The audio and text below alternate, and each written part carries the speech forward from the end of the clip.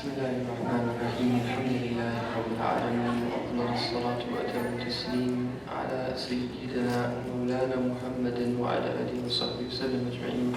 سبحانك لا علم لنا إلا ما علمتنا إنك أنت العليم الحكيم ولا حول ولا قوة إلا بالله العلي العظيم. وأن التعلم والتعليم ولفظ الانتفاع والتذكر والتذكير والإفادة والاستفادة والحث على تمسك بكتاب الله وسنة رسوله صلى الله عليه وسلم والدعاء إلى الهدى والدلالة على الخير ابتغاء وجه الله تعالى ومرضاته وقربه وثوابه سبحانه وتعالى. So, moving along, that we're going to be looking at some of the meanings of Sura Hujurat, and that this is Hujurat is a private chamber, and the Hujurat above, which is Hujurat. These are in reference to the, if you will, apartments or rooms that the Prophet ﷺ lived in that were connected to the mosque of Medina. Now, we know that when the Prophet Muhammad made his migration from Mecca to Medina, that he was riding on his camel, and then that different people were trying to take the reins of the camel. They wanted the Prophet to stay with them. But then the Prophet said, "Da'ha fa'innaha ma'mura," that leave her, because indeed she's been commanded. And that the camel, Barakat, that it kneeled down in front of the house of Abu Ayyub al-Ansari, and this is the first place that he prayed, that he stayed, sallallahu alayhi wa sallam, in Medina. Now the very first thing that the Prophet did when he went to Medina is that he ordered that a mosque be built.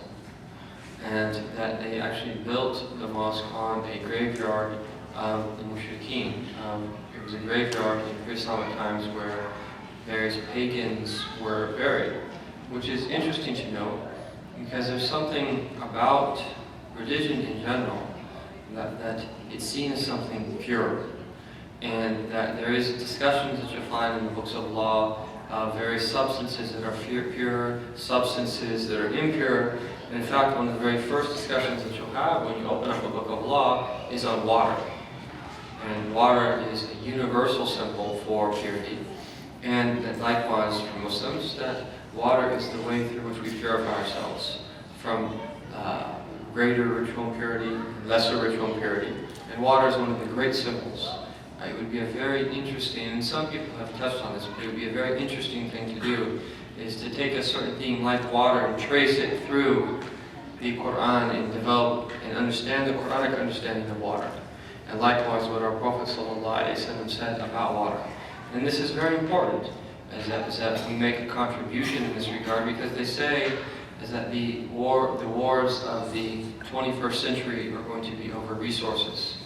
That this is what they speculate. May God protect us from any war and from any fighting over any type of resource. But that, this is very important to understand a religious perspective on something like water. And that there was a book written that many years ago, in the 60s I believe, that was titled Man and Nature, the Spiritual Crisis of Modern Man. And the theme of this book was, or you could even say the thesis of this book was that if you divorce a view from nature as being sacred from the way in which you interact with the world, is that you are setting yourself up to lead to this very predicament that we find ourselves in today.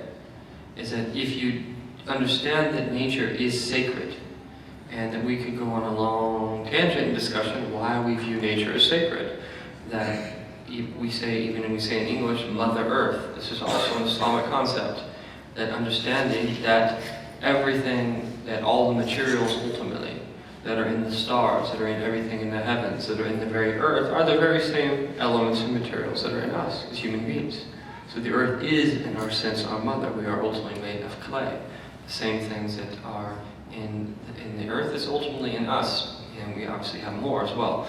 But that if we divorce the way that we look at the world from having a sacred view of nature, that what you find is that you replace it with a mechanical view, that then that with applied technology as it continues to grow is that it becomes a type of relationship of domination.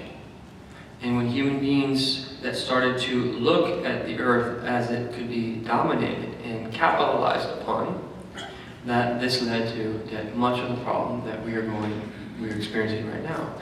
Fortunately, not everyone consumes as much as the United States of America, or we would have already wiped ourselves out. But people are moving up quickly, and that we're an even small percentage of China to consume anywhere near what we're consuming, that the world would be in dire straits.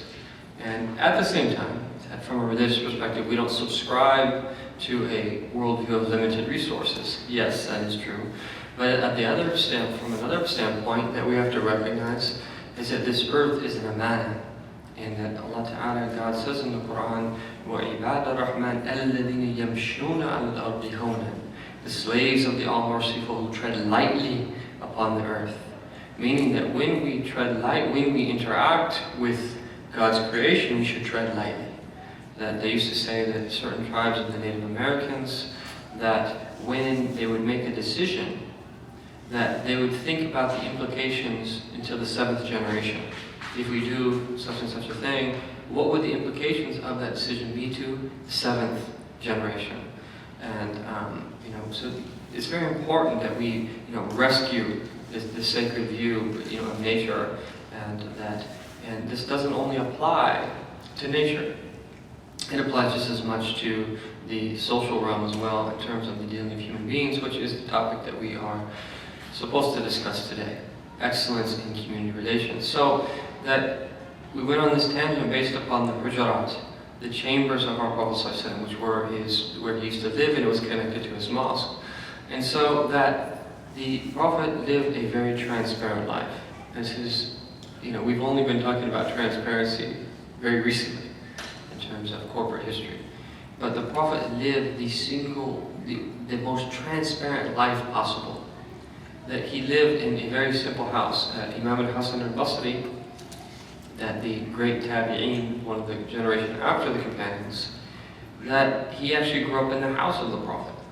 And he said that he described his house, so he said that he could reach his hand up and he could touch the roof. At the same time that we know that when he used to pray, when he was with his wife Aisha, that he would have to tap her legs while he's prostrating for her to move her legs, right, so that he could even prostrate. So meaning you can imagine the room then, of it being just a very minimal height and of the minimal length and width, such that he couldn't even find room, peace be upon him, to pray, and moving to the side, that he had to tap her leg in order for them to go down into prostration. And so that also, that he was always available to the people. He didn't even have a door on his house. That he had a curtain. He had a curtain. That was what protected the outside from the inside. And it opened up directly to the masjid. So this is important to take into consideration, and that this chapter, based upon the private chambers, that it gives us a series of etiquettes. And now we're not obviously going to have time to go through that all these various etiquettes of this chapter. This would take quite some time. But it gives us some of the foundational principles that we can act upon when dealing with societal relations. Now, it begins by saying, يَا أَيُّهَا الَّذِينَ آمَنُوا لَا تُقَدِّمُوا بَيْنَ يَدَيِ اللَّهِ وَرَسُولِهِ وَاتَّقُوا اللَّهَ إِنَّ اللَّهَ سَمِيعٌ عَلِيمٌ. O you who believe, do not be forward in the presence of Allah and His Messenger, and have taqwa of Allah. Allah is hearing and knowing. And that the first verses that are indicating to us is that before that you do anything, that you should know the hukm, the judgment of God in that particular thing. And this is why simultaneously is that we have to look at things through a legal lens as well as a lens of spirituality. And so what law does is law sets the boundaries. Law gives us the wiggle room that we need to remain within. So law is in a sense like the skeleton of your body. So law sets the boundaries. But just because something is lawful doesn't necessarily mean that that's the best thing to do. Okay? And so that balancing the two of the boundaries of the law, and then, if you will, the flesh of spirituality, which is the vertical realm. Is that this is where that, there's on the level, on a type of continuum that people can move up to various higher degrees, and there's no end to which the level of ihsan or excellence that someone can show. But it teaches, the Quran is teaching us, is that before you do something, you should know, based upon knowledge, what it is that you're doing. And how many people do you know, and how many situations do you know that people find themselves in, that because they didn't ask about it before they got into it, then they get themselves in trouble. That knowledge is paramount. And that the very first revelation of the Quran was Iqra, Bismi Rabbika alladhi khalaq. Recite, read, in the name of your Lord who created. This is the very first revelation. And that, meaning that this is indicative of the state of the believer, is that we should be continual learners. We should be people who love to read. And that I was in a class recently where we were studying a several hundred-year-old text in theology, and one of the very interesting points that my teacher mentioned to me was the way that theology was defined and redefined over the centuries.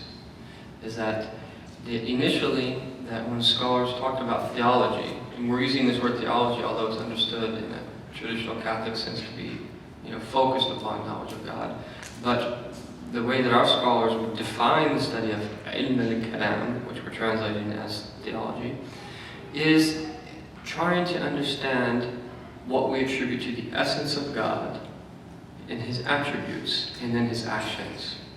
So that there's discussions related to the essence, the existence of God. There's discussions that relate to His attributes, the various kamalat, or types of the perfections of God. And then there's a discussion of His actions. And in terms of actions, it broke down into that 3 different types. 2 were the primary, and the third was that included as well as the appendix to it, and appendix to it. But the first one is that the sending of messengers. That's an act of God. The fact that God sent us messengers. Secondly is the resurrection and everything that takes place post-resurrection. And that, again, these are all acts of God that we've been informed through prophecy that they will happen. The third is the whole idea of creation. And so that the early theologians said this is really what they dealt with. And interestingly enough, in the time of the Prophet, peace be upon him, that Islam was still contained for the most part within the Arabian Peninsula. That by the time the Prophet returned to God, that the Arabian Peninsula became Muslim. But in the time of Sayyidina Abu Bakr Siddiq, it spread further, and then there was an immense it expanded immensely in the time of the second Caliph of Sayyidina Umar al-Khattab, and in the third Caliph of Sayyidina Uthman bin Affan. At the time of Sayyidina Ali, it didn't expand as much. But what you found was that as Muslims exposed themselves to other peoples and other civilizations, Muslims were privileged from a very early stage, even though that from an outward perspective, that people didn't consider the Arabian Peninsula anything special. It wasn't a place that people desired, like Palestine. It wasn't a place that people desired, like Syria, right? What is known today, the area of Syria, Iraq, right? This has been for thousands of years, a battleground in the older times between the Eastern Byzantine Empire and then the Persian Empire. They would go back and forth. Is that there'd be a time where the Persians would be in control, then there'd be a time where the Romans would be in control, and so forth. So the Byzantines would be in control. But no one really cared about the Arabian Peninsula because it's just a desolate desert in their mind. But what was really interesting is that as Muslims spread out of the Arabian Peninsula and went to different places, is that they were exposed to most of the major world civilizations within an incredibly short period of time. Within about 100 years. They were exposed to the Egyptian civilization, they were exposed to the Eastern Byzantine civilization, they were exposed to the Persian civilization, the Indian civilization, the Western Chinese civilization in a very short period of time. And that all of the wisdom of that civilization, and interactions took place such that we find that the first polemical, they weren't really interfaith, dialogues. They were more polemical. They're taking place at a very early stage when Muslims went to Damascus, because Damascus is a sacred land, for Christians, just as it's a sacred land for Muslims, and that John the Baptist is buried, they say, at least his head, they say, is buried in Damascus, in Masjid Umawi. The prophet Zechariah, his father, that some say is buried in Aleppo, in northern Syria. And that in general, the area of Sham is an area where we really share a common history, because Sham is the Ard of the India, it is the land of the prophets. And if you've ever been to Jordan or Syria or Lebanon and Palestine, is that there's many, although we're not certain that they're necessarily buried there, but we see different maqams, places where they say the prophet Shu'aib is buried here, this prophet is buried there, and so forth. So that this was a shared territory, but the point is that Muslims were exposed very early to a number of civilizations, which that if you look between the exposure and then the development of the science of theology, there was a correlation between the two. And that scholars would redefine their understanding of theology as time spread. And it became more and more inclusive, not exclusive, which is really important. Because that if you're going to speak to other people about your faith, now if I'm speaking to a Muslim, and we both believe in God, and we believe in the Prophet Muhammad, and we believe in the Quran, right? I'm going to quote the Quran as a proof. And since you believe in the Quran, okay, I believe in that's a sufficient proof. But if you're dealing with someone who doesn't believe in Islam, and you quote them a proof from the Quran, well, they don't believe it in the first place. Right? Meaning that there has to be an apparatus that you then talk on terms that can be shared. And this is what actually took place. And so that the next stage, in the time of Imam al-Ghazali and Imam al-Juwayni, so this is 4th and 5th century, that they redefined the mawdu', the subject matter of theology, to mean al-mawjud. They started to discuss existence, because this was right around the time that there was Muslim philosophers that, after having looked into the ancient texts of Aristotle and Plato and others, is that they developed an Islamic philosophy, where in some points that they were orthodox and in others that they weren't, but a unique Islamic philosophy developed. And that many of the theologians critiqued that some of the positions where they would place reason over revelation as the final gauge to determine the truth of something. And there's a long scholarly debate about that. But because that these philosophical developments were taking place, that the theologians responded and they expanded the mawdu', the subject matter of theology, to deal with these discussions. That even if they would disagree with them, it's a part of the study of theology now, because other people were already discussing it. So it expanded naturally. Then, if you look at the time of Imam Fakhruddin Razi, who came a little bit later, and post-Imam Fakhruddin Razi, that they even expanded even more, where they defined the mawdu', the subject matter of the science of theology, as ma'lum, anything that can be known. Right? Which means is that as believers, is that we should never restrict ourselves to increasing knowledge. And that if we would argue that, especially in our time, along with religious knowledge and rooting yourself in an understanding of the Quran and the Hadith of our Prophet ﷺ, it's very important that we study all different types of sciences. We should be studying physics, we should be studying chemistry, we should be studying biology, we should be studying psychology, and I know many of you, we should be studying medicine and the sub-branches of these fields, that all these ologies that you don't even know what they are anymore, because there's so many different ologies and different things that you can possibly study. right? But these are actually very interesting, and that we've never been scared to enter into the realm of knowledge. That this is a big problem, that as you move closer and closer to the end of time, where there are certain religious tendencies to become that more insular and to start cutting yourself off as things expand.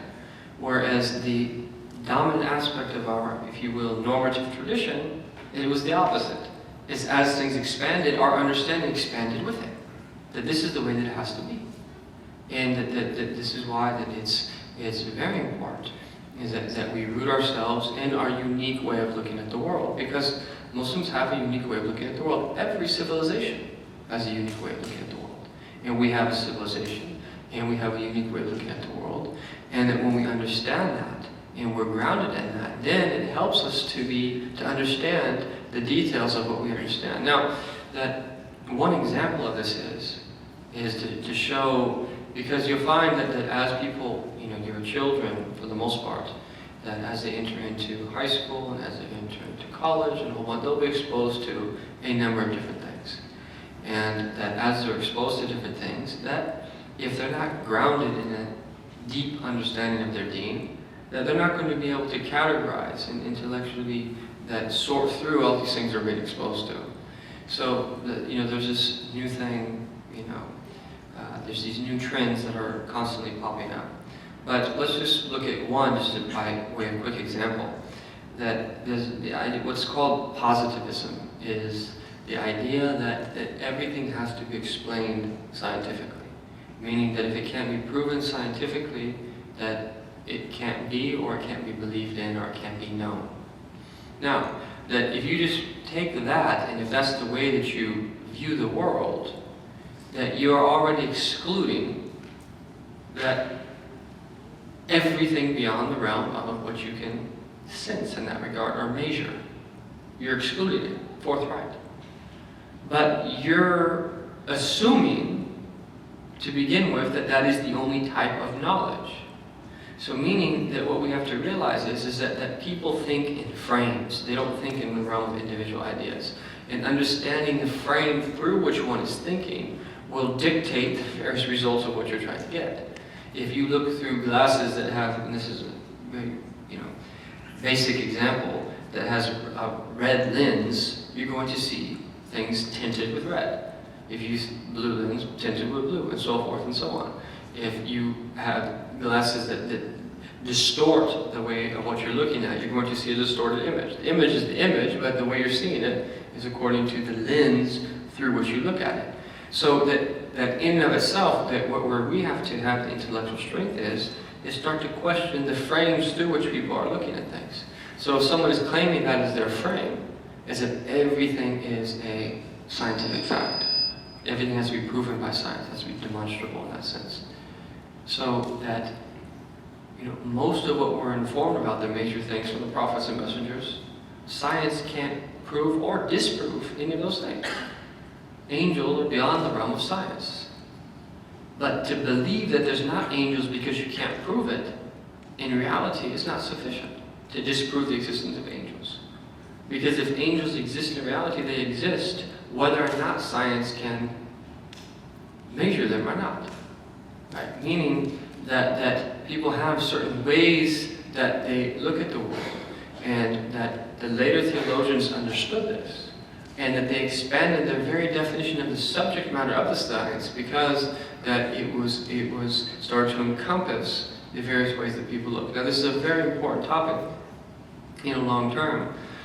As that more and more Muslims migrate to these countries and people convert and so forth, and what is the place of Islam in the upcoming generation? This is a very important, and in the eyes of many, controversial and hot topic. And we're living in a time now where Islam is demonized greatly, and everyone's worried that Muslims are taking over, which to me is like, seriously, we're only like 3% of the population, and I think a lot of this is just totally exaggerated and a bit like absurd, to be honest with you.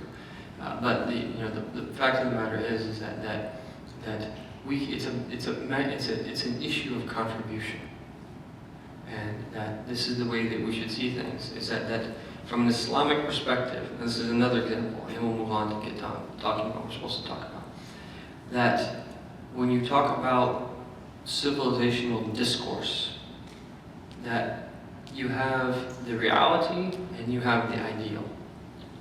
And there's many people high up that are major and highly influential intellectuals that are very high up, that are affecting policy and government, that subscribe to our worldview that human beings evolved from apes. It's survival of the fittest. There's always been a civilizational struggle. That there always will be a civilizational struggle. This is inherent to human nature. To expect it to be any different is irrational. So we have to deal with it as it is. And, let the best man win. There's people that think like that. And that, that leads to certain results and various tensions, and that's part of an overarching worldview. Now, while from an Islamic perspective, that yes, that it's incorrect not to deal with reality. So even on a one-on-one basis, if someone's a threat to you and to your family, to just say, okay, no, it's not a threat. Everything's no. If someone's a threat to you, then you have to take course of action to protect yourself and protect your family. Right? However, that the ideal is to somehow try to eliminate that threat in a way that is congenial and that can, be of benefit for both you and him. So from an Islamic perspective, God says in the Quran that وَجَعَلْنَاكُمْ شُعُوبًا وَقَبَائِلَ لِتَعَارَفُوا, that we made you shu'ub, peoples, and qaba'il, tribes, in order that you may know one another. Meaning that the wisdom, the divine wisdom, in the creation of different peoples with different tongues, with different colors of the skin, with different cultures and different backgrounds, is the ideals that there be takawun, is that we mutually perfect one another, and that we should benefit from one another, and that it should lead to flourishing. That's the ideal.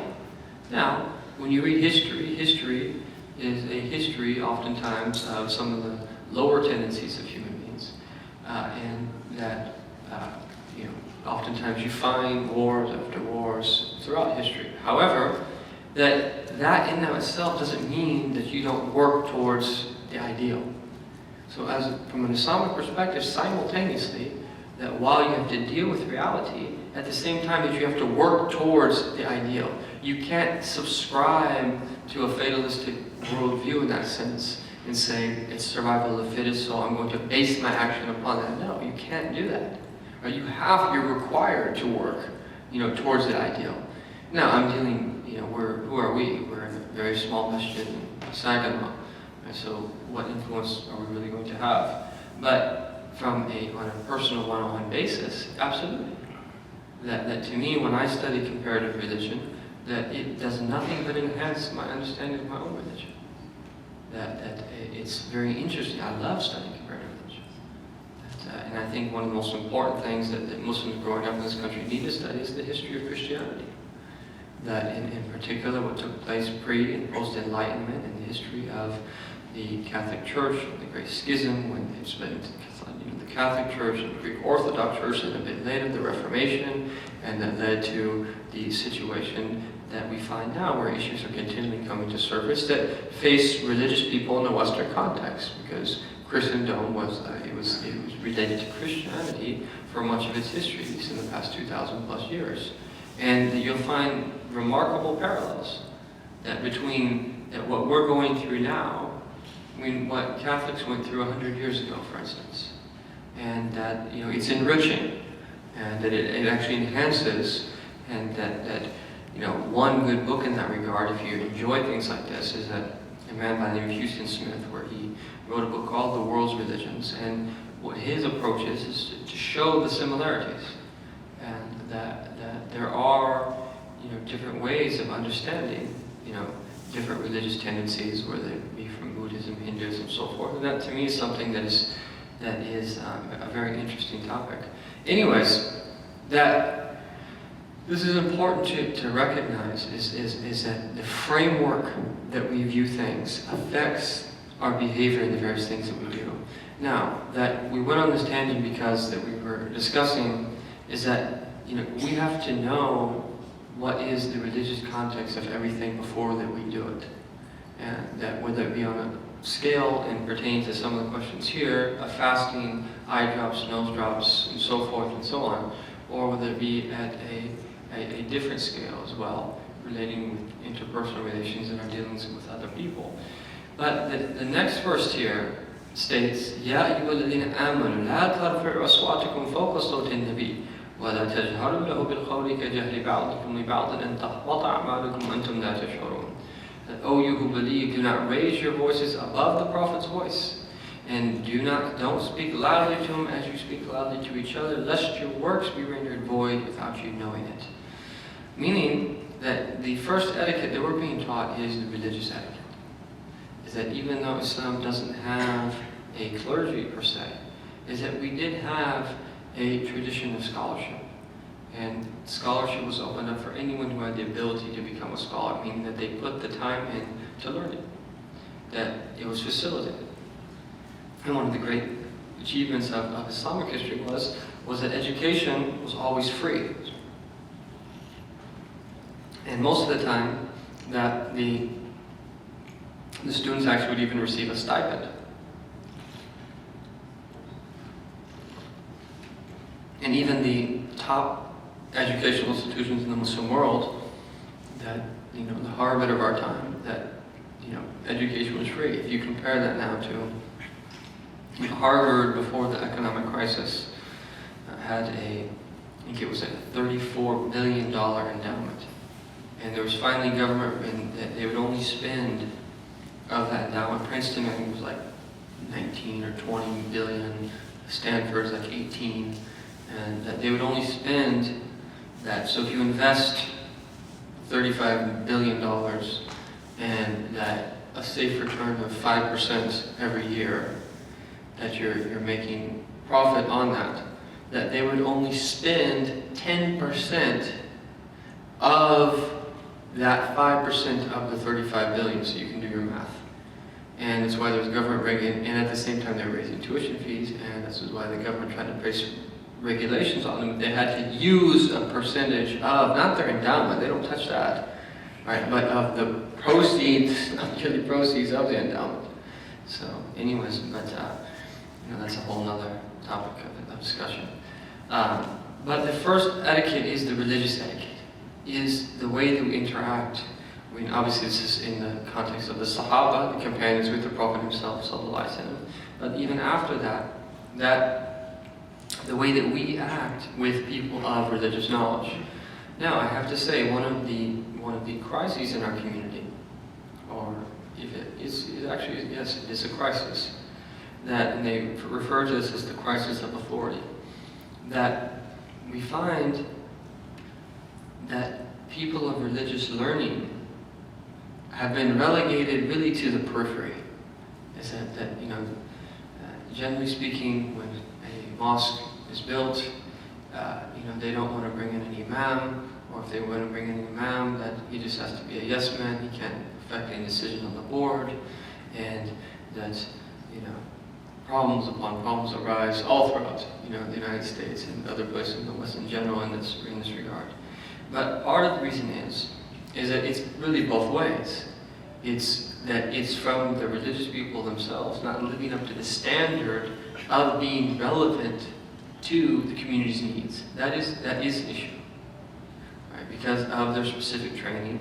If they haven't combined a religious training with a knowledge of the world in which we're living, is that when they speak a language, they're going to speak a language that other people don't understand. Right? That sometimes actually a language barrier. Other times is that they'll be speaking about certain things that I'm not going through that. Right? I'm going to school, and what I really need to know is about A, B, and C. You're telling me about something that back home I might have had that problem, but it doesn't even cross my mind here. And that if people haven't lived a certain type of, in a particular way, such that they can clarify some of those things after having gone through them to those that are going through them, then that there's going to be a bit of disconnect, and this is one of the problems. And if you look around now, that we don't have strong educational institutions. That yes, there's about 450 Islamic schools in the United States, and many of them are subpar. Many of them it's mostly moms teaching, which alhamdulillah they're up and running. But to find a school where there's actually accredited teachers, all of them, that's not easy to find. And that there's about a total of about 20,000 students, in these about 400 to 500 schools. But those are, generally speaking, dealing with the regular curriculum. But in terms of schools for religious training, yes, you have a few Quran schools here and there where people can memorize the Quran, but to really access our tradition, in terms of the sciences of theology, the sciences of Quran, the sciences of hadith, the sciences of fiqh, the sciences of usul al-fiqh, Islamic legal theory, where you really start getting deep into understanding, you would be so surprised. You would be so surprised about the depth of the scholarly discussions that took place 9, 10, 1100 years ago. Because I've learned classical Arabic from the bounty of Allah subhanahu wa ta'ala. I'm touching the surface. Arabic is a shoreless ocean. And that I understand texts that were written 1,000 years ago much better than I understand a modern Arabic newspaper. You give me a modern Arabic newspaper and I struggle to get through it, because most of it is just translated English into Arabic. And actually in the university, modern standard Arabic is a second language. You can actually, if you have a 2-language requirement for Near Eastern Studies degree or whatever, that Arabic is one and modern standard Arabic is a second, because it's so different. But you would be surprised about the depth of our scholarly discussions. Is that they mention this about Imam Fakhruddin Razi, that there was no knowledge during his time except that he had mastered it. Now, that's inconceivable today, because someone quoted to me a statistic recently, and actually Stephen Hawking mentions this in his probably outdated book, Universe in a Nutshell, that he said that in the 90s there was about 5,000 scholarly articles, scientific articles written a year. And I don't know if he meant just within physics or just scientific in general. He said, and then from 2000 to 2010, that there was 50,000 written every year. And then he said now it's going to increase exponentially from our times moving forward, that there's going to be 500,000 scholarly scientific articles written, meaning that who can read all that? No one. No one's going to be able to read all that. Knowledge is exploding at an incredibly rapid rate. And that someone gave a talk at a local fundraiser in the Bay Area not too long ago, and I believe, if I'm quoting him correctly, that he said that things are increasing so rapidly, fairly soon, is that people are going to come home from work on Friday, they're going to go back to work on Monday, and the volume of knowledge in the world would have doubled, because it's increasing so quickly. Right? Literally doubled, right? In terms of output of knowledge. That they mentioned that someone reading the New York Times for an entire week will be exposed to more knowledge now than people were exposed to in a lifetime in the Middle Ages. So there's a lot to think about, and that. Sorry, where was I going with all this? What were we talking about?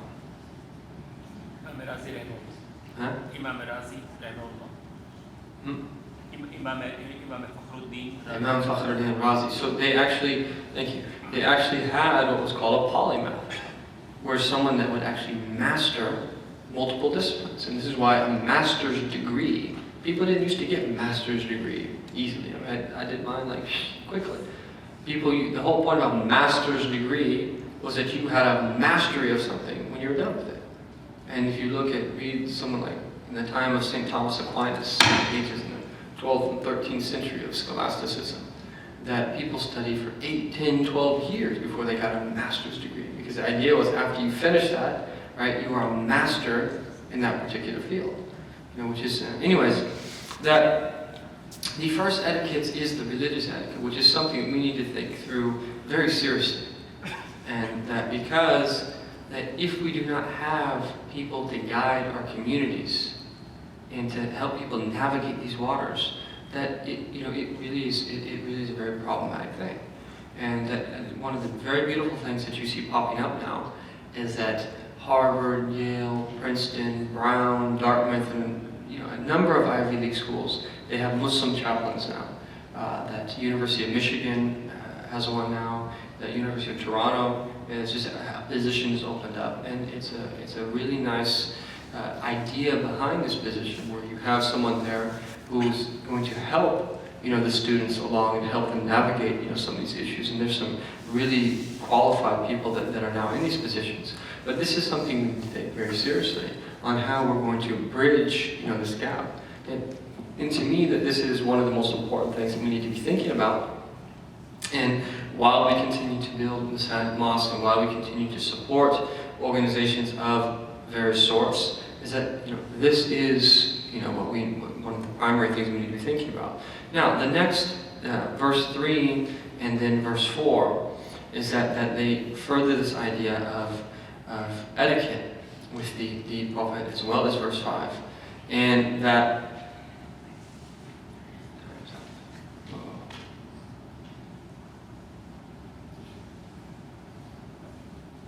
let me just end on this one then. I'll end on this point. Then we have in verse 6 where Allah says, يَا أَيُّهَا الَّذِينَ آمَنُوا إِنْ جَاءَكُمْ فَاسِقٌ بِنَبَإٍ فَتَبَيَّنُوا أَنْ تُصِيبُوا قَوْمًا بِجَهَالَةٍ فَتُصْبِحُوا عَلَى مَا فَعَلْتُمْ نَادِمِينَ. O you who believe, if a corrupt person brings any news, make clear, inquire into it carefully, that try to get at the facts, lest you should harm others unwittingly and become regretful for what you have done. So, that after the shift from the discussion of the religious aspect, meaning the companions to the Prophet, and you could extrapolate from that later from the community's engagement with the religious leadership, that then Allah Ta'ala mentions this verse, which is really important because how many times do we know that relationships have been harmed and polluted because of news of what we hear about from other people? And that there's a whole etiquette to when we're told other things about other people, that if someone tells you something bad about someone else, that he was I saw him in such and such, he was whatever, I can't think of an example. That so-and-so did such and such a thing. And you tell someone else that according to law, that one, you're required to disbelieve what was told to you, and you're still required to preserve a good opinion of someone. It says that when people come to tell you things, in particular the fasiq, the person who's not morally, straight, that they're legally corrupt, is that we should make clear, right? And tusibu qawman bi jahalatin, right? Because then people will be harmed, right, unwittingly, and that people would be harmed, and that there's a lot to be said to try to preserve, the community. And one of the great harms in the community could be the harm potentially of the tongue. And this is why to make accusations of grave things as well as minor things is something that's considered very serious in Islamic law. And that there's a mechanism to preserve the honor of people. It was added on at a later stage in the discussion of the scholars of Maqasid al-Sharia, the principle, the maxims of the law, was that they discussed honor. Right? Honor is, according to later scholars, one of the maxims of law, meaning that there are rulings in law that are there to protect one's honor. And that someone's honor is important. And that things that are going to hurt someone's honor and then their reputation and so forth, that they're prohibited for that reason to preserve this. And that this also tells us that instead of being people that just hear hearsay and then make a decision based upon that, is that we should be people that look beyond the surface level and think a bit deeper about it. MashaAllah, time just went way too fast. There was a lot of other things we wanted to mention. That again, the important thing when it comes to if you will, the golden principle of excellence in community relations is that if people could reach a level where that we believe people have rights. And that the more that we hasten to give other people their rights and not demand our own rights, whether it's spouses, parents and children, us, neighbors, us, greater community, and so forth, is that the more the things mesh together. That if it's about just struggling over one's rights, is that this still is a very low level. That the ideal that we really need to work towards in society, right, is where that we recognize that there are unalienable rights that human beings have, and that we hasten and strive to give other people their rights without demanding the rights of our own selves. One part of the greatness of the Prophet Muhammad, peace be upon him, was that when it ever came to his own rights, that he never demanded his own rights. He never demanded his own rights. But he's always the first of giving other people their rights and standing for justice if a third party's rights were transgressed. So inshallah ta'ala, I guess we will stop there. I apologize, we're a bit all over the place. If I'm all over the place. Who was the person you mentioned gave the rights to other people? The name, I think. The Prophet, peace be upon him. Yeah, that's all about it. If I'm all over the place, there's a reason for it, so please forgive me.